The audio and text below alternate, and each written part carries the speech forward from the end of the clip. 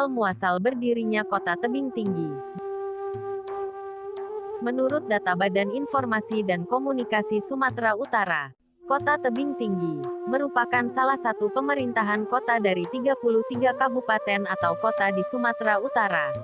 Berjarak sekitar 80 km dari Kota Medan, ibu kota Provinsi Sumatera Utara, serta terletak pada lintas utama Sumatera yang menghubungkan lintas timur dan lintas tengah Sumatera melalui lintas diagonal pada ruas Jalan Tebing Tinggi, Pematang Siantar, Parapat, Balige dan Siborong-Borong.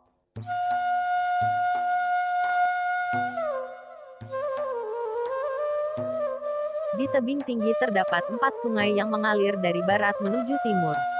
Keempat sungai tersebut adalah Sungai Padang, Sungai Bahilang, Sungai Kalembah, dan Sungai Sibaran. Daerah sekitar Sungai Padang dan Bahilang merupakan wilayah potensi banjir, yaitu Kelurahan Bandar Utama, Persiakan, Bandar Sono, Mandailing, Bagelan, Rambung, Tambangan, Brohal dan Rantau Laban. Datuk Bandar Kajung, daratan yang terhampar di sepanjang pinggiran Sungai Padang dan Sungai Bahilang itu mulai dihuni sebagai tempat tinggal sekitar tahun 1864. Inilah pernyataan resmi pertama yang dibuat oleh sejumlah tokoh masyarakat Kota Tebing Tinggi pada tahun 1987. Pernyataan ini terdapat dalam makalah berjudul "Kertas Kerja Mengenai Pokok-Pokok Pikiran Sekitar Hari Penetapan Berdirinya Kota Matia Daerah Tingkat 2 Tebing Tinggi". Makalah ini kemudian dijadikan sebagai perda yang menetapkan bahwa awal berdirinya Kota Tebing Tinggi adalah tanggal 1 Juli tahun 1917. Dalam makalah itu dipaparkan bagaimana perkembangan daerah ini pasca tahun 1864. Di mana dalam tahun berikutnya, berdasarkan penuturan lisan, seorang bangsawan dari wilayah Bandar Simalungun, sekarang masuk wilayah Pagurawan, bernama Datuk Bandar Kajung bersama pengikut setianya menyusuri Sungai Padang untuk mencari hunian baru, hingga kemudian mendarat dan bermukim di sekitar aliran sungai besar itu. Pemukiman itu bernama Kampung Tanjung Marulak, sekarang Kelurahan Tanjung Marulak, Rambutan. Sayangnya, kehidupan bangsawan dari bandar ini tidaklah tenteram, karena dia terus saja diburu oleh tentara kerajaan raya. Maka, Datuk Bandar Kajung memindahkan pemukimannya ke suatu lokasi yang persis berada di bibir Sungai Padang. Pemukiman itu merupakan sebuah tebing yang tinggi. Dia dan para pengikutnya mendirikan hunian di atas tebing yang tinggi itu sembari memagarinya dengan kayu yang kokoh.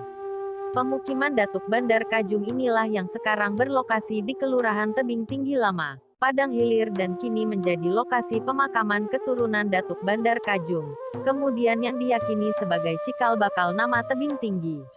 Pada masa itu, tentara dari Kerajaan Raya suatu kali kembali menyerang Kampung Tebing Tinggi untuk menangkap Datuk Bandar Kajung. Tetapi karena tidak berada di tempat, Datuk Bandar Kajung yang bergelar Datuk Punggawa ini selamat. Sedangkan keluarganya, bersama pengikutnya, melarikan diri ke perkebunan rambutan yang saat itu di bawah kekuasaan kolonial Belanda. Dibantu oleh Belanda, Datuk Bandar Kajung pun mengadakan serangan balasan terhadap tentara kerajaan raya ini. Dalam peperangan itu, ia bersama pengikutnya berhasil mengalahkan penjajah. Setelah suasana kembali aman, untuk tetap menjaga ketentraman daerah itu, Datuk Bandar Kajung pun mengadakan perjanjian dengan Belanda. Oleh Belanda, daerah kekuasaan Datuk Bandar Kajung ini dilebur menjadi wilayah taklukan Kerajaan Delhi. Penandatanganan perjanjian itu dilakukan Datuk Bandar Kajung dan Belanda di sebuah sampan bernama Sagur, di sekitar muara Sungai Bahilang. Adalah Datuk Idris Hud bersama Adnan Ilyas Der, Mulia Sianipar, Amirullah, Kasmiran, Junjung Siregar, Mangara Sirait, Syahnan dan Oka Sirajul Abidin yang membuat kertas kerja itu dan berusaha menggali sejarah berdirinya Kota Tebing Tinggi. Namun, sebagian besar tokoh ini sudah wafat, sehingga kalangan generasi muda merasa kesulitan untuk melacak akar historis daerah yang bergelar Kota Lemang itu. Salah satu di antara tokoh itu yang masih hidup adalah Mangara Sirait, mantan anggota DPRD Tebing Tinggi, yang kini bermukim di belakang LP Tebing Tinggi.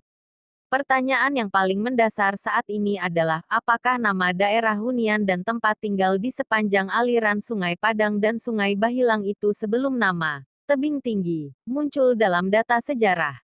Kerajaan Padang jauh sebelum ada Kampung Tebing Tinggi. Sepanjang aliran Sungai Padang dari hulu hingga hilir, daerah itu merupakan wilayah kekuasaan Kerajaan Padang. Kerajaan ini dulunya merupakan daerah otonom di bawah Kerajaan Delhi yang berpusat di Delhi Tua. Jelas Amiruddin Damanik yang merupakan mantan penghulu pada masa penghujung berakhirnya kerajaan itu menjelang kemerdekaan Republik Indonesia. Pusat kerajaan ini, lanjut dia, berada di Kampung Bandar Sakti, sekarang Bandar Sakti, Bajenis, Tebing Tinggi, yang merupakan pelabuhan sungai dan menjadi pusat perdagangan Kerajaan Padang dengan kerajaan lain. Waktu itu sungai merupakan sarana transportasi utama, jadi wajar kalau ibu kota Kerajaan Padang berada di tepian Sungai Padang. Terang laki-laki yang terlihat masih memiliki ingatan kuat meski fisiknya sudah sepuh. Pusat administrasi Kerajaan Padang berada di sebuah bangunan bergaya arsitektur Eropa yang saat ini menjadi markas Koramil 013, di Jalan KF Tandean. Bangunan itulah yang menjadi saksi bisu keberadaan Kerajaan Padang. Sedangkan Istana Raja, lokasinya tidak berapa jauh dari pusat administrasi kerajaan. Seingat saya, dulu istana itu masih ada di belakang Panglong, bersisian dengan Jalan Dokter. Kumpulan Pain dan masih terlihat dari persimpangan Jalan KF Tandean. Tapi sekarang entah ada lagi entah tidak, tutur Amiruddin Damanik, yang mengaku sudah belasan tahun tidak ke kota Tebing Tinggi.